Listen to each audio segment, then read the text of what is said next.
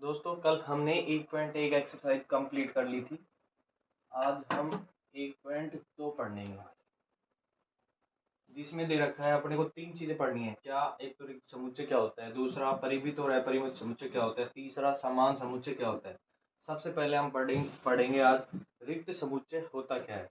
भाई रिक्त समुच्चय को कहते हैं भाई शून्य समुच्चय, शून्य समुच्चय, ठीक है भाई। या फिर हम इसको फाई से भी दर्शा सकते हैं और इसी को इस वाले कोष्टक से भी दर्शाते हैं, ठीक है ना। इसे बोलते हैं रिक्त समुच्चय। अब रिक्त समुच्चय होता क्या है भाई?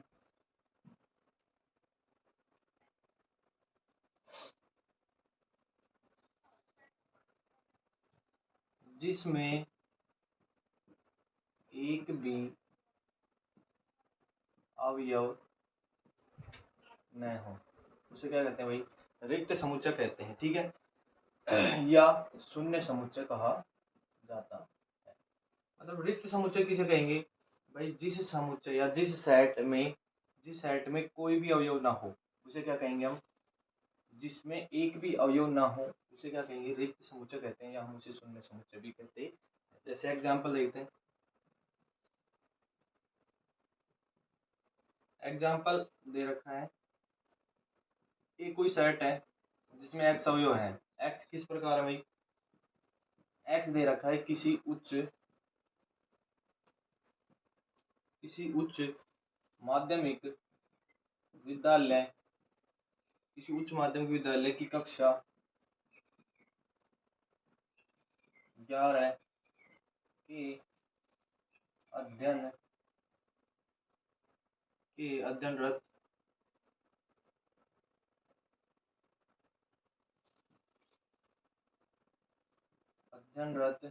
विद्यार्थी हैं।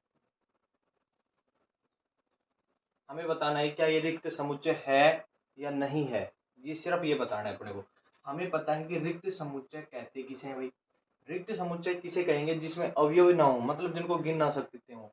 हमें पता ही नहीं है कि उसमें कुछ है या नहीं है।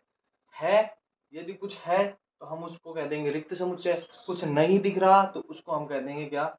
शून्य समुच्चय या रिक्त समुच्चय, ठीक है भाई। जैसे अब कक्षा 11 की बात करते हैं हम। कक्षा 11 ये क्या है? विद्यालय देखना, उच्च माध्यमिक विद्यालय अर्थात कौन सी तक का विद्यालय? 12th क्लास तक का। इसमें कक्षा 11 भी होगी।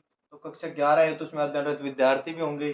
अध्ययनरत विद्यार्थी हैं तो क्या हम उनको गिन सकते हैं? क्या बोल सर गिन सकते हैं? गिन सकते हैं। तो क्या रिक्त समुच्चय है क्या? ये नहीं है। तो ये कौन सा समुच्चय नहीं है भाई? रिक्त समुच्चय नहीं है। रिक्त समुच्चय नहीं है। क्या कर सकते हो क्या? अरे कर सकते हो ना आराम से। हाँ कर सकते हो बिल्कुल। अब अगला एक एग्जांपल और देख लेते हैं।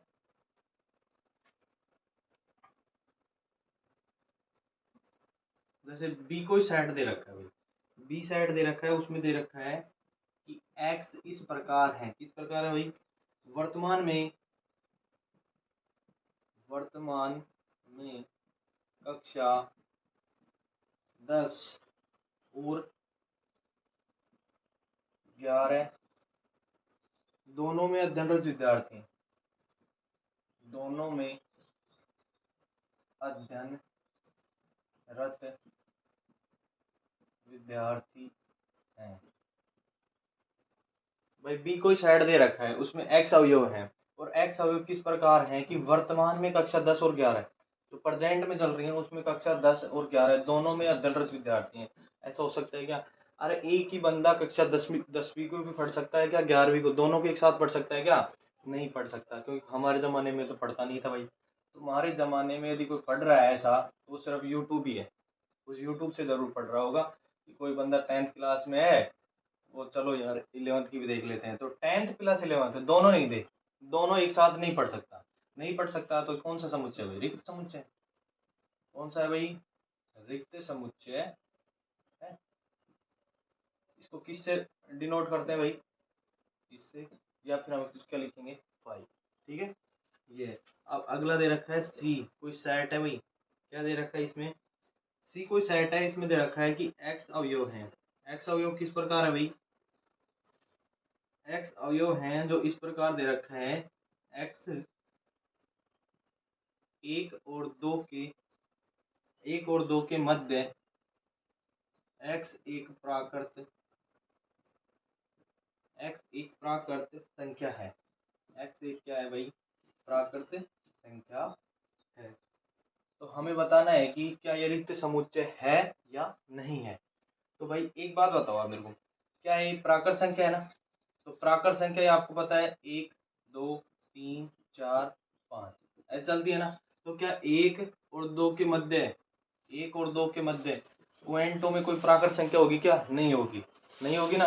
तो क्या है भाई? ये रिक्त समुच्चय। क्या है भाई? रिक्त समुच्चय है। तो ये कौन सा सेट होगा भाई? रिक्त होगा ना। इसको किससे डिनोट करेंगे? इससे, या फिर इसको हम फाइव से भी डिनोट कर सकते हैं, इससे भी प्रदर्शित कर सकते हैं। अगला देखते हैं भाई,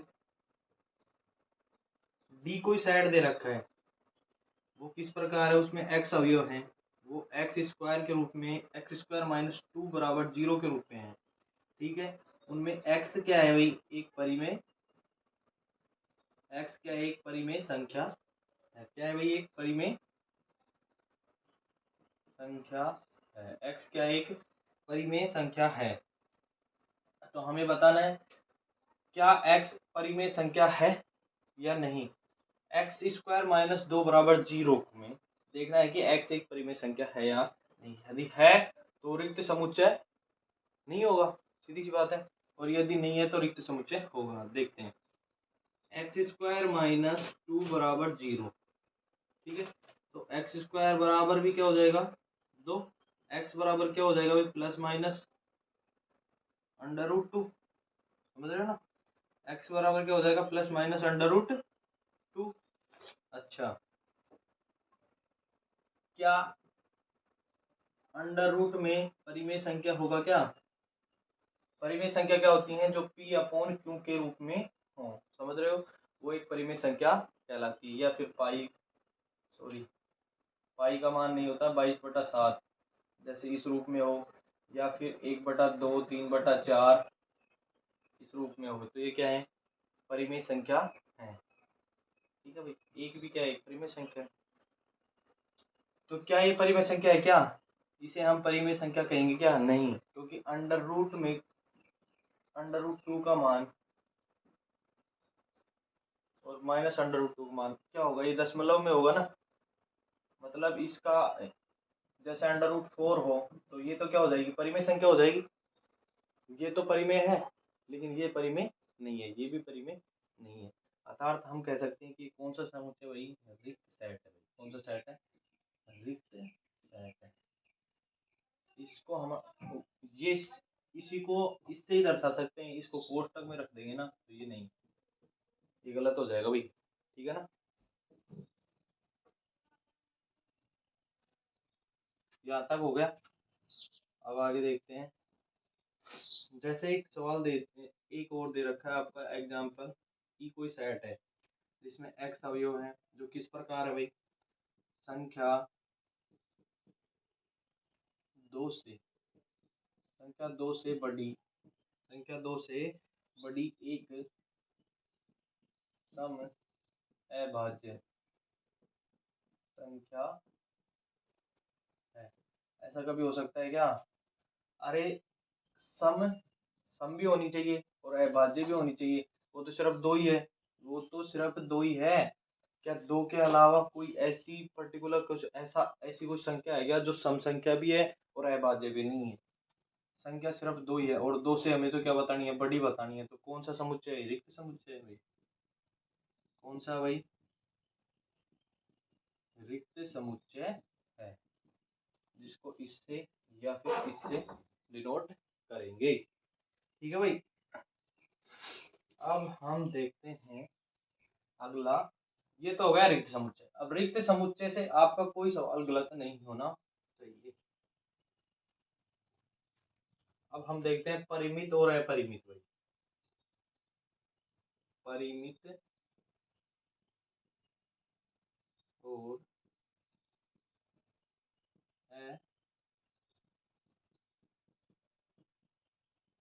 अपरिमित समुच्चय। परिमित और अपरिमित समुच्चय। इसे देखेंगे हम, परिमित और अपरिमित क्या होता है। परिमित क्या होता है भाई, जिसे गिन सकते हैं, जिसे गिन सकते हैं वो क्या है परिमित, जिसे नहीं गिन सकते वो क्या है अपरिमित। सीधी सी बात है, ठीक है भाई। तो जैसे एग्जाम्पल है भाई, एग्जाम्पल कोई भी सेट दे दिया, जैसे इसने डब्लू दे रखा है, डब्लू कोई सेट है, डब्लू कोई सेट है, वो किस प्रकार है भाई, एक्स, एक्स सप्ताह, सप्ताह के दिनों का समुच्चय, सप्ताह के दिनों का समुच्चय है, सप्ताह के दिनों का समुच्चय है। एक्स किस प्रकार है भाई, एक्स है सप्ताह के दिनों का समुच्चय, सप्ताह के दिनों का समुच्चय। तो इसका जो, क्या हम इन सप्ताह के दिनों को गिन सकते हैं क्या, बोल सर गिन सकते हैं खूब आराम से। कैसे भाई, सोम, मंगल, बुध, गुरु, शुक्र और शनि और रवि, गिन सकते हैं ना भाई, गिन सकते हैं। तो क्या है परिमित है, क्या है भाई परिमित है। कौन सा सेट है ये, परिमित है। जिन्हें गिन सकते हैं वो कौन से सेट कहलाएगा, परिमित सेट कहलाएगा, ठीक है भाई। अगला, जैसे एक एग्जांपल और देख लेते हैं हम। डी कोई सेट दे रखा है, किस प्रकार से है वो, एक समीकरण दे रखी है आपको, एक्स स्क्वायर माइनस 16 बराबर 0 के हलों का समुच्चय, के हलों का समुच्चय है। हमें बताना है ये परिमित है या अपरिमित। इसका हल करेंगे अपन, एक्स स्क्वायर माइनस 16 बराबर क्या हो गया 0, तो एक्स स्क्वायर बराबर क्या हो गया भाई 16, एक्स बराबर क्या हो गई प्लस माइनस अंडर रूट 16 भाई, ठीक है। इसका मान क्या हो गया प्लस माइनस 4, ठीक है भाई। तो ये क्या हो जाएगा भाई, प्लस का 4 और माइनस का 4। हमें क्या बताना है कि एक्स समीकरण दे रखी है, एक्स स्क्वायर माइनस 16 बराबर 0 फलों का समुच्चय है, मतलब हमें बताना है परिमित है या अपरिमित। हमें तो क्या है भाई, इनको गिन सकते हैं ना हम, एक तो प्लस का 4 आ रहा है और एक क्या है माइनस का 4, आराम से गिन सकते हैं 1 2। तो क्या है ये परिमित है भाई, तो यहाँ पे दिख नहीं रहा होगा, तो ये भी कौन सा होगा परिमित। और देखते हैं भाई, जैसे एक एग्जांपल हम और देख लेते हैं। एग्जांपल है ई कोई साइड दे रखा है, जो किस रूप में है भाई, एक्स अवयव है, एक्स किस रूप में है, किसी रेखा, किसी रेखा पर स्थित, किसी रेखा पर स्थित सभी बिंदुओं का समुच्चय, सभी बिंदुओं, सभी बिंदुओं का समुच्चय, किसी रेखा पर स्थित सभी बिंदुओं का क्या है समुच्चय है। क्या ये परिमित है क्या, क्या ये परिमित है क्या भाई। मैंने एक रेखा खींची, खींच ली, अब इसके ऊपर स्थित बिंदुओं को गिनना है। अरे गिन सकते हो क्या, पता नहीं कितने बिंदु है इसके, इसके ऊपर। क्या इस रेखा पर स्थित बिंदुओं को गिन सकते हैं क्या, बोल सर नहीं गिन सकते, क्योंकि रेखा ही अनंत तक है और बिंदु भी क्या है अनंत है। तो ये कौन सा सेट हो गया भाई, अपरिमित हो गया। क्या हो गया भाई, अपरिमित। तो सर ये कैसा है, अपरिमित है। समझ रहे हो भाई, जिनको गिन नहीं सकते वो अपरिमित है, और जिन्हें गिन सकते हैं वो क्या है भाई परिमित है, ठीक है। आगे और एग्जांपल देखते हैं। जैसे एफ कोई सेट दे रखा है भाई, किस रूप में है, बोलो सर इस रूप में है। कैसे, एक्स हैं जो सभी, एक्स हैं वो कैसे हैं, सभी विषम प्राकृत संख्याओं का समूह, सभी विषम प्राकृत संख्याओं का समुच्चय है, सभी विषम प्राकृत संख्याओं का क्या है भाई समुच्चय है। तो हमें बताना है कि ये परिमेय है, वो सॉरी परिमित है या अपरिमित, हमें सिर्फ ये बताना है ये परिमित है या अपरिमित। तो इसका हल क्या है भाई, इसका हल हो जाएगा क्या, क्या दे क्या रखा है, एक्स है जो सभी विषम प्राकृत संख्याओं का क्या है भाई समुच्चय है। तो क्या हम विषम प्राकृत संख्याओं के समुच्चय को गिन सकते हैं क्या भाई, 1 3 5 7 9, पता नहीं कहाँ तक, इनफाइनाइट तक चलेगी। इनफाइनाइट तक चलेगी। तो क्या इसे गिन सकते हैं? क्या नहीं गिन सकते, हम इसे गिन नहीं सकते भाई, नहीं गिन सकते। तब हम इसे गिन ही नहीं सकते, तो हम इसे कैसे कह सकते हैं कि ये परिमित है? तो क्या होगा भाई, ये अपरिमित होगा। क्या होगा भाई? अपरिमित होगा। ये कौन सा सेट है भाई? अपरिमित है। कौन सा है? अपरिमित सेट है। और एग्जांपल देखते हैं।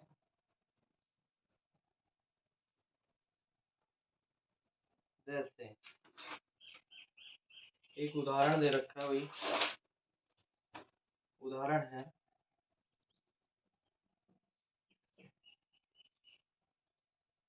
निम्नलिखित समुच्चयों में कौन परिमित है और कौन अपरिमित। हमें वही बताना है भाई, कौन तो परिमित है और कौन अपरिमित। ये आप पहला दे रखा है भाई, क्या x एक नेचुरल नंबर है भाई, ठीक है, और x-1 x-2 बराबर क्या है? 0 है। हमें बताना है कि ये परिमित है या अपरिमित है। हमें क्या बताना है भाई? ये सबसे पहले तो ये बताओ आप, ये जो आपको सेट दिख रखा है, ये रोस्टर रूप है या समुच्चय निर्माण रूप है भाई? आप ये बताइए सबसे पहले, जो मैंने ये उदाहरण का पहला लिखा है, पहला सवाल लिखा है, ये रोस्टर रूप में है या समुच्चय निर्माण रूप में है? कौन से रूप में?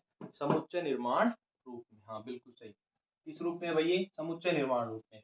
हमें ज्यादातर समुच्चय निर्माण रूप ही देगा, उसी से हमें हल करवाएगा, ठीक है भाई। हमें बताना है परिमित है या परिमित। हमें हल करना है इसका, क्या x-1 और x-2 बराबर जा रहा है 0। x-1 बराबर भी क्या हो जाएगा? 0। और x-2 बराबर भी क्या हो जाएगा? 0। तो x का मान तो क्या आ गया भाई? 1। और इधर भी x का मान क्या आ गया? 2। तो x के कितने मान आ गए भाई? 2 मान आ गए, 1 और 2। तो क्या हम इनको गिन सकते हैं? क्या सर गिन सकते हैं? गिन सकते हैं। तो कौन सा समुच्चय भाई? परिमित। कौन सा है भाई? परिमित। आसान है या नहीं? है ना। अगला देखते हैं भाई।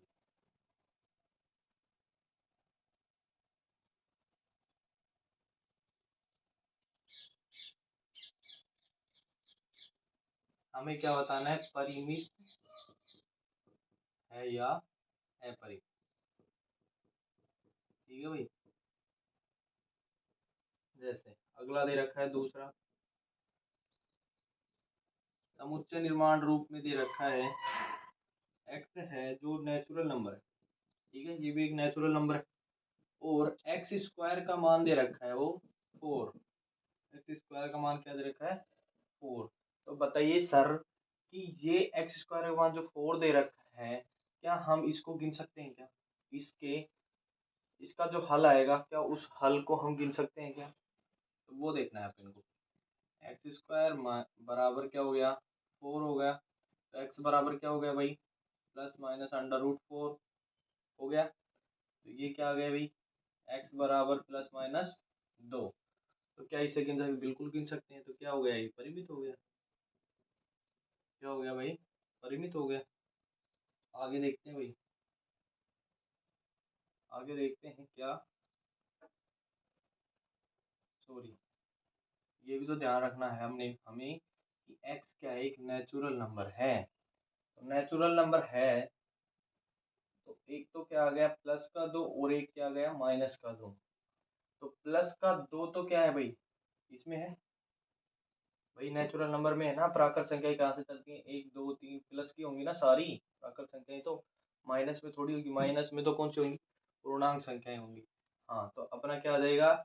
x बराबर 2 आ गया, ठीक है। तो इसका मतलब ये क्या है? खाली है क्या? नहीं, खाली तो नहीं है।